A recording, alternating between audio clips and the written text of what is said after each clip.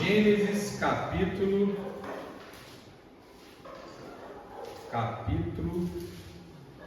18. Capítulo 18, versículo 17. Então, 17 em diante. Lembrando o que aconteceu no início do capítulo 18.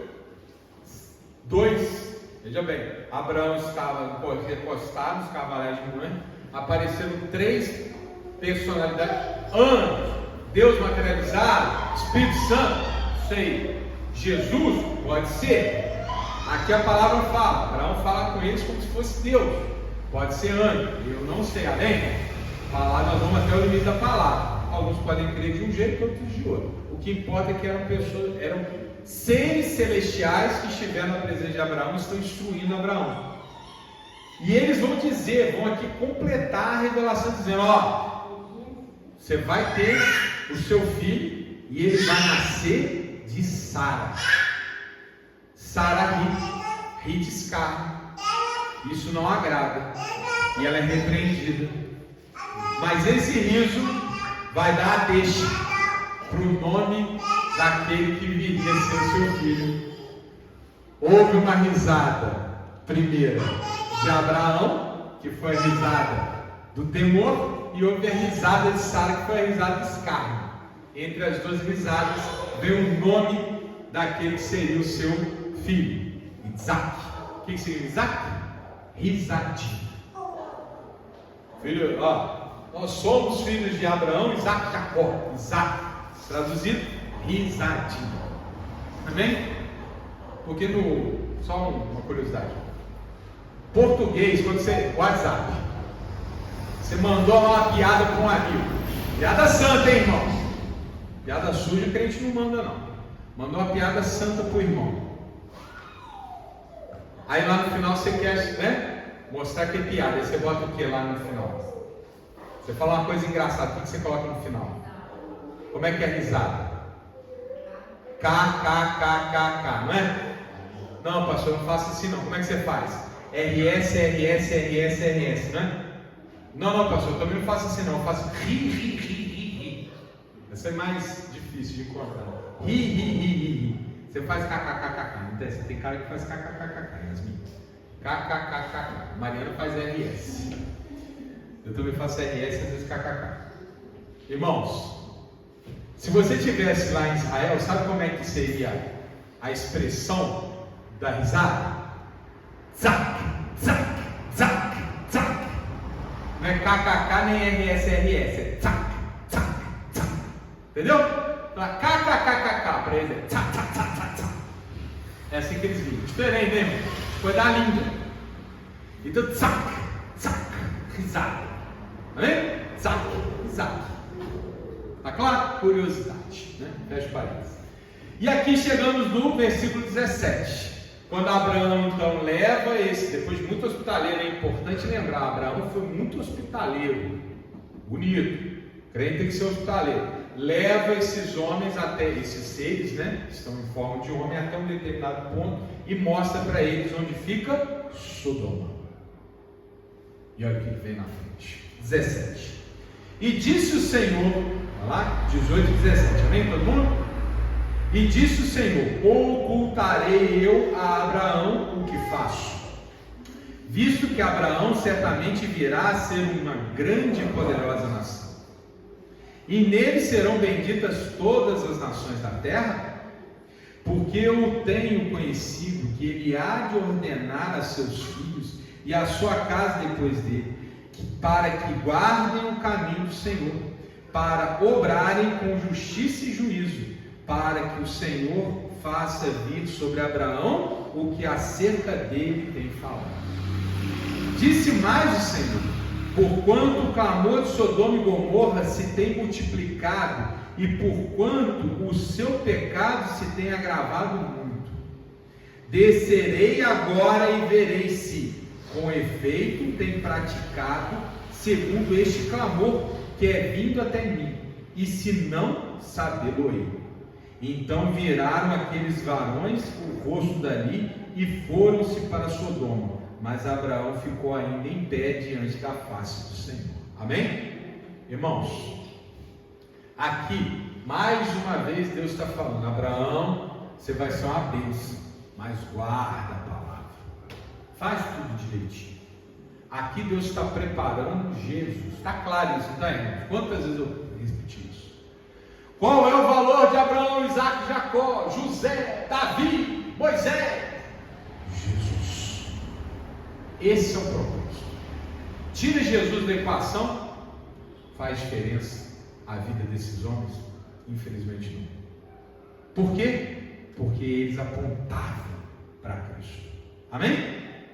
Cristo é a razão de ser. A palavra de Deus é sobre Cristo do início ao fim.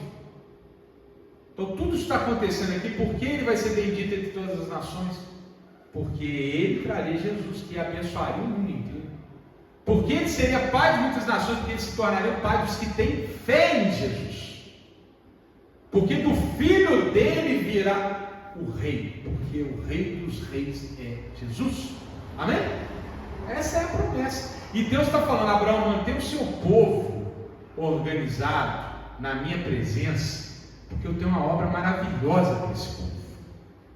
Esse povo vai fazer a experiência magnífica da relação comigo e pavimentar tijolo por tijolo até a vinda do rei. O povo vai fazer isso? Nem sempre, né? Mas é a instrução de Deus. Amém?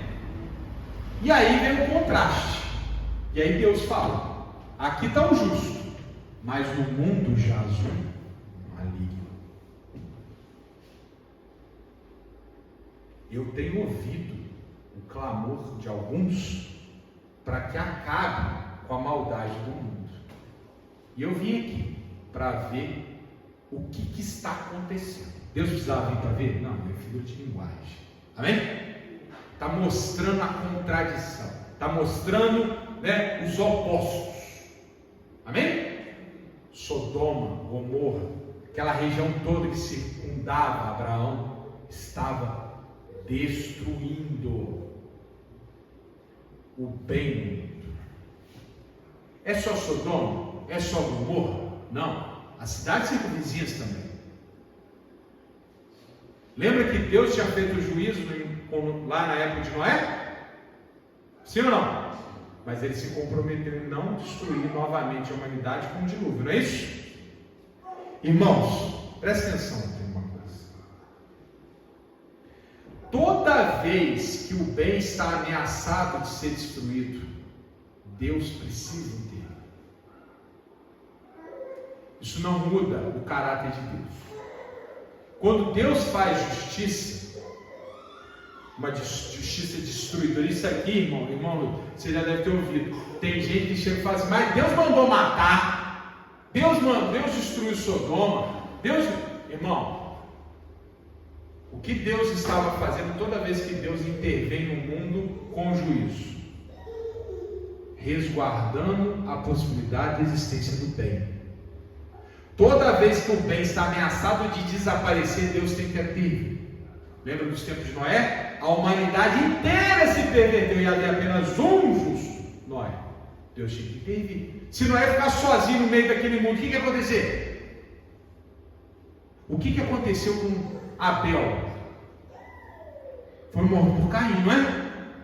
Irmão, presta atenção. Sem Deus o bem não consegue. Sabe por quê? Porque o maligno, ele usa de todas as artimanhas para destruir o bem. E o bem não pode usar das armas do maligno. Porque nós respondemos o mal com o bem. Então, se Deus não garante a nossa posição, nós estamos aniquilados. Olha Caim e Abel. Caim chegou a Abel: vem cá, Abel, vamos levar uma conversinha ali. Abel, credo, amando o irmão, acreditou nas boas intenções, foi com ele, levou a pedrada. É assim o bem com o mal. Se não tiver Deus presente, irmão, nós desaparecemos. Então, existem momentos em que Deus precisa ir fazer. Abraão está sendo separado. Eu não sei, a Bíblia não diz. Mas imagina, posso especular? Oleg falando, tá?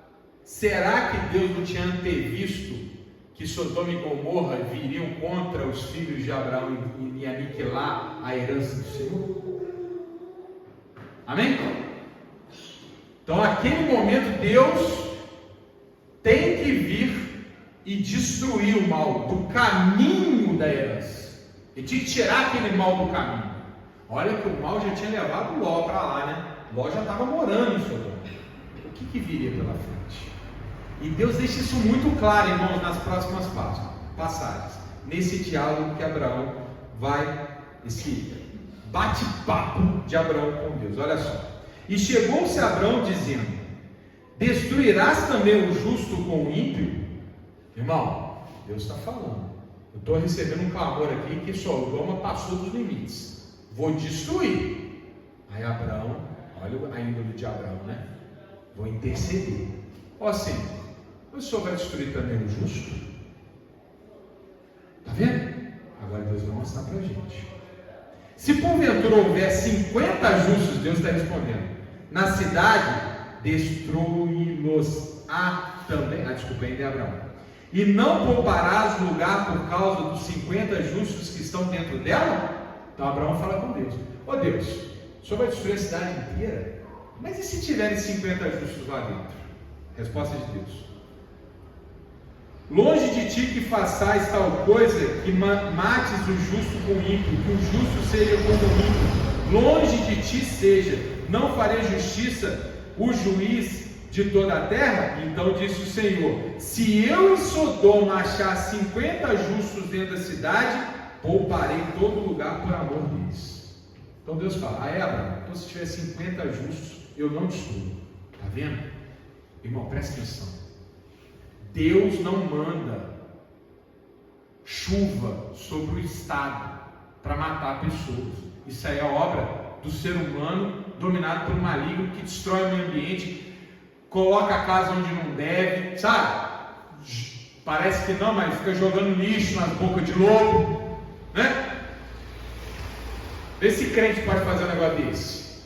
O crente cuida da natureza, cuida das bocas de lobo, é cidadão civilizado. O ser humano que se destrói. Deus vem na hora de corrigir o problema. Lembra que Abraão e Sara pecaram? Deus entrou, livrou Agar, trouxe de volta, mandou se arrepender, deu o filho de Abraão, abençoou o menino para ser pai de uma nova, né? Fez tudo aí para consertar. Esse é o papel do nosso Deus. Mas tem momentos, irmãos, quando o bem está para ser destruído, que Deus não pode reter sua mão. Ele precisa intervir.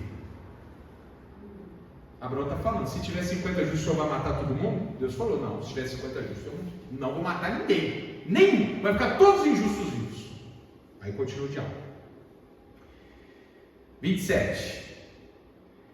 E respondeu Abraão, dizendo: eis que agora me atrevi a falar ao Senhor, ainda que sou pó e cinza. Ao respeito, como que ele se dirige a Deus.